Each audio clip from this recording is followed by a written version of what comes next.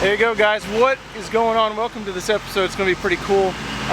Been filming for 2 days now, and today we're going to get a lot of work done. I already have gotten a lot of work done, and we might have one more day of work out here on the hunting grounds. But I've got Scott Young and his dad here, and they have been going to town, putting in new food plots, clearing out some field edges to expand food plots. We've even gone into one food plot and taken out some trees that were in the middle of it that were just kind of pressuring the food plot too much, killing off some of the food plot. I will show you guys that, but right now we're in the spot, I think I'm gonna call it the junk plot. There used to be an old little homestead junk pile in here. We've gotten rid of that, and now we are in this little draw that you can see on each side and making a little food plot in here. It'll be about 100 yards long, probably about 25 yards, maybe 30 yards wide at max. It's gonna be a great little tuck away food plot. I'm pretty excited about it, but right now what we're doing is we came in here and we have cleared out all the underbrush with the skid steer, and now Scott's got these big red oaks that you can see right here that we're going to be knocking them out. We're going to go ahead and take them out. We could do a food plot around it, but I know it's going to pressure the food plot way too much, and it's just going to basically be burning up the money that we're putting into this food plot. So we're going to take out these. I can get about 4 logs out of that for lumber, and we're gonna get those hauled out of here. So I'm gonna go ahead and get these going and then see what happens here. Let me get over here into safety.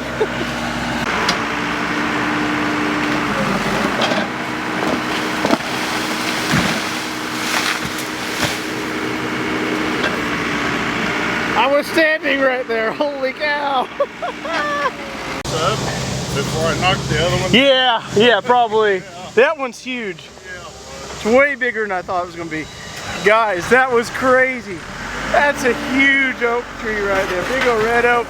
It took up half the food plot when it fell down. So we're going to get this cleaned up. I'll come in, cut some logs out, get it hauled out. We got 2 more really big ones to do. There's like a solar eclipse and that thing fell. That was crazy, but getting work done. Excited about it. It is hot today. I think it's supposed to be 100 degrees today. Heat index probably way over that. We are out here on Rocktop Ridge. This is where I've got Scott's dad down here working. And basically Scott came in here a few days ago, came in with the dozer, and it's a really rocky soil in here. As you can tell, it is super duper rocky, hence the name Rocktop Ridge that we have called this. But anyway, Scott came out in here with the dozer a few days ago, knocked over all these trees. They're pretty young, submissive trees. This ground's pretty easy to work up because it is mainly kind of gravel, and open this ridge up. We've got 113 yards long by about 25 to 35 yards wide down through this. This is going to be absolutely phenomenal. From the drone shot, you can tell this is in the middle of nothing but big timber country. This is a finger of a ridge that's about in between a 1/4 mile and a 1/2 mile long on my property, and it's just surrounded by big timber all the way around. There is pretty steep hillsides on the side of this, but the deer have no problem getting up here, and this is basically going to allow me to put a huntable food plot in this big timber country way back here. It's neighboring a bunch of neighbors back here. They just have a ton of woods. There's not going to be any food plots this way, and to have a huntable food plot, and the reason I say it's huntable is because it's not going to be in a bottom with the wind swirling or anything like that. This is on a ridge top, and of course, yeah, I do have to worry about it getting dry because this is going to be more prone to getting hit by the sun and getting dried out. But what I want to do is I'm probably going to start off with a clover chicory mix. Those chicory's got some really good deep roots. I've already planted clover up on here when I had a logging road, and it did really, really well with as rocky as it was. So I'm going to do a clover chicory mix here. It's huntable because the wind's going to be predictable on top of this ridge versus swirling down in the bottom. It's going to be a great spot to rifle hunt. We can come in right up here, put a little blind, put a tree stand, and we can have an easy 110, 113 yard, whatever it is, shot down through here. Pretty excited about this. This is finally allowing me to get a food plot on this far end of the property where I've never had one before. And in between this food plot and the big food plot, I've got a lot of TSI, so it's almost like a tree savanna going up through there. A lot of bedding, a lot of browse, a lot of cover, and then it gets into the food plot up there where we have we're going to name it the persimmon plot. It's going to be on the back side of a dry pond that we have. It's kind of a wet dry pond. It only holds water for a little bit. It's on the back side of the really big food plot. It's going to be a great staging plot. We got in there, Scott knocked down some trees on the edge to really open it up more. We left all the persimmons. It's pretty much surrounded by persimmons that are producing a lot of fruit. So it's going to be called Persimmon Plot. This one, don't really have a name for the food plot yet. If you guys have a suggestion, that'd be awesome, but it's on Rock Top Ridge. So right now we're just going to call it the Rock Top Plot, probably. But anyway, he's got some more work to do. He's cleared this one side. Got this side to clear, then Scott's going to come in here with the dozer, dress this up, level it off, and then I'm going to come through and seed it. So pretty excited. We got Scott working on the other end of the property on what's going to be called the dump plot, and I'll have to update you guys on that because that's probably going to be one of the best hunting food plots that we have on this property. All right guys, so day 3, here we are finished. We were able to come in 2 days. I worked with Scott and his dad. I was doing circles around them, trying to cut logs and help out as much as I could, which really helped the process go along. I like working with Scott. I would encourage you guys to get with him or somebody like him that really understands your goals in your property. He knows that I know half of what I'm talking about, and he's worked with me long enough that he knows what I look for when it comes to establishing a food plot, how to take trees out, how not to take trees out, what trees to leave, how to not disturb the soil in certain areas and where it's okay to disturb it in other areas. And because I'm kind of picky on that kind of thing. Someone like Scott really understands that, and that's what I encourage you guys to get with, is someone that knows their stuff, or someone like Scott that's worked with someone like me that's, you know, pretty picky on doing this stuff and now knows how my mind thinks for the most part on something like this. But this is what we call Rock Top Ridge for good reason. Super rocky. It's done, it's cleaned up. It is incredibly rocky on here. I mentioned before that we are going to come in with a clover chicory mix. That chicory's got a really good taproot that's going to get down in there, and even if there's not great soil at the very surface, it's going to get down there and grab soil. It's going to keep that moisture because this is a ridge I could see drying out pretty good, and then planting that along with the clover is going to allow that clover to have something to kind of create like a cover crop, let it get established, and once it's really established next year, I know for a fact it's going to blow up into this food plot because I had planted this logging road just kind of as a test with the clover, and it did phenomenal. So I'm really excited about this. This is just going to be a sweet spot. We're going to put a stand right here in this big oak tree. It's going to give us a 110-yard shot in here. I'll also probably put a stand up there on the north side, and it'll allow us a couple different ways to hunt this. Now the cool thing about this too is it kind of plays in with everything else that we're doing on this property. This ridge was just kind of like a tree savanna on top. I was really using it for native browse and bedding, but it really wasn't utilized very much. Now by building this food plot here, I've now created more of an attractant to this ridge top, which leads directly right in to our big food plot, where we also did work. In there, on the back side of that pond, there was an area where they could get around the pond pretty easily. They weren't pressured, they weren't funneled down too bad, but it definitely was a pinch point, great spot to set up for a bow hunt. On the other side, it was pinched down too much. That's one thing I found on this property. If I try to pinch those deer down way too restricted, they just won't utilize it. On one side, there's a really super steep like pond dam, and then there was thick timber coming up, and they had a gap of like 5 feet to walk through. It's a great ambush spot for predators, bobcats, coyotes, and the deer know that, and they aren't going to do that. So they're going to walk around or just kind of unutilize that area. And so I was able to come in, go ahead and clear that hilltop. On the north side of the pond, we're going to call that the persimmon plot because it has persimmon trees all the way around it and a huge persimmon grove just to the south of it. I think it's going to be a great staging plot. So now we've got the rock top plot that's going to lead, you walk a couple 100 yards up. Now we've got another staging plot and the persimmon plot, where then they can go into the 3-acre food plot. That's just called a big food plot up there. So Pretty excited about the way that's set up. We did a lot of tree clearing up there too, because we're going to be probably putting one of our Orion blinds right there and around that pond area. It's a great pinch point where we can shoot to that persimmon grove. We have what we call there the mother of oak trees, and she is loaded with white oak acorns this year.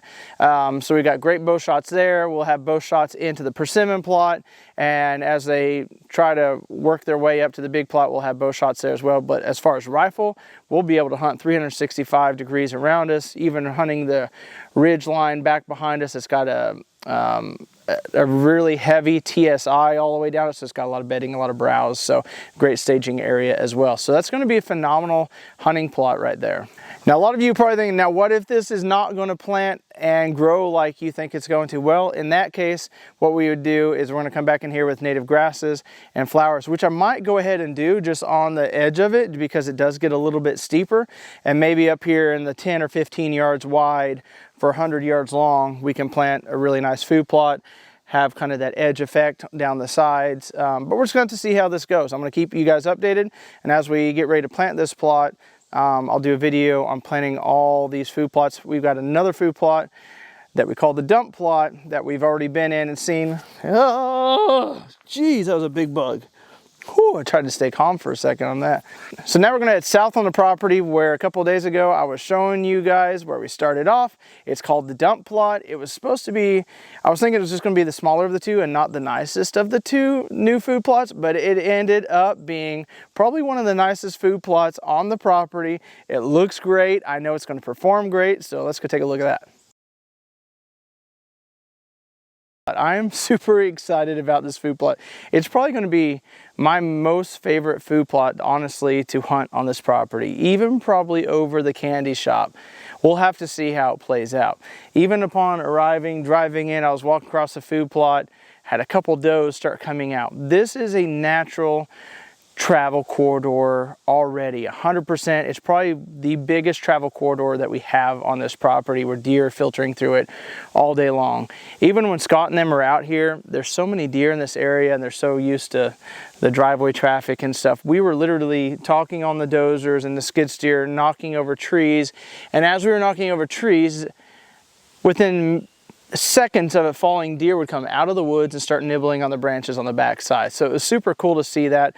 They won't be safe here come this season, because we've really got to do some doe patrol on this property.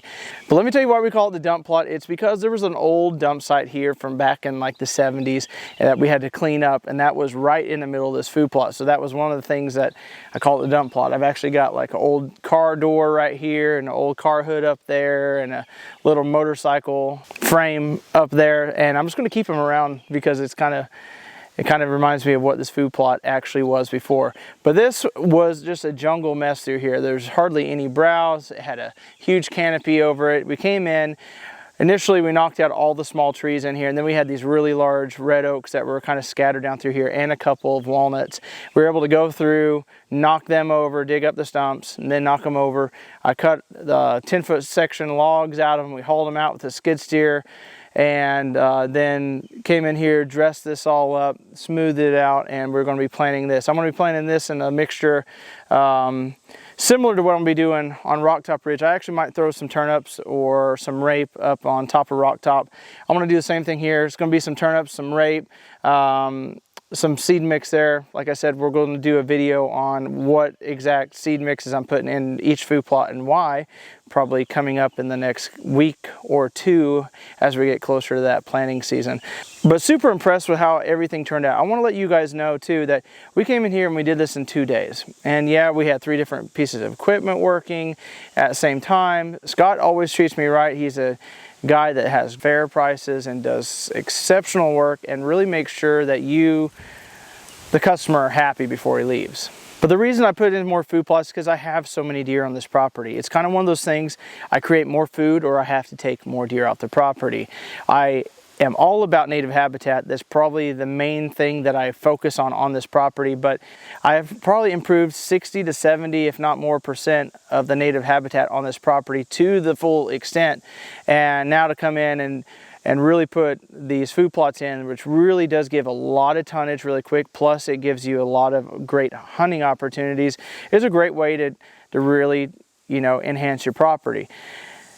And now, could we have done this without coming in and spending a few $1,000s? Yes. Would it have taken me months long and months of pressure on my property? You bet. But to come in here for a few $1,000s to knock all this out, get it done in 2 days, the deer don't even care. I mean, they have been in here eating like crazy. In this food plot, I didn't want a full line of brush down along the side of it because I wanted the deer to be able to come in and out freely throughout this. So we did 3 different brush piles, and that's just the tops. It's just the small stuff. As we prescribe burn this, either this fall or, you know, next year, that's going to burn up. So there's ways to do this strategically to enhance your property, and at the same time, you're only spending a few $1,000s, and if you do it correctly and you have value in your timber, that timber value can either balance out or outweigh the work that you're putting in and paying for on your property.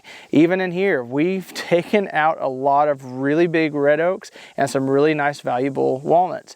It's going to offset the costs pretty drastically, I'm hoping, where I'm not like out of pocket that much. I will be out of pocket a little bit on this, but it is not going to be very much. And for 2 days and all of this work, it's awesome. I'm super excited about that.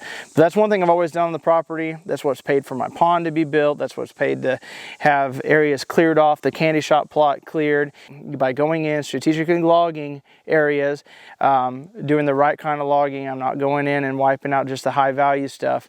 But by doing that, it supplements that pay, and I can put it into enhancing my property. So anyway, I'm excited about this. I want to show more videos, and it's not going to be very long before this whole little bottom is a green lush oasis surrounded by timber. Natural travel route already, and I've just enhanced it, and I can promise you there's going to be a ton of deer and hopefully some big bucks patterning in this area. And we're going to update you guys as we hunt it, as we are planning it. So make sure you guys subscribe. Make sure you guys comment down below what you want to see. If you like some of these ideas that I've done on the property, what other things you want to see that I've done on the property. I want to keep sending out the videos. We're going to try to do a lot more, but we need feedback from you guys. Give a thumbs up. Like I said, make sure you subscribe, click the bell notification so you know every single time I put out a new video. And until next time, have a better than average day.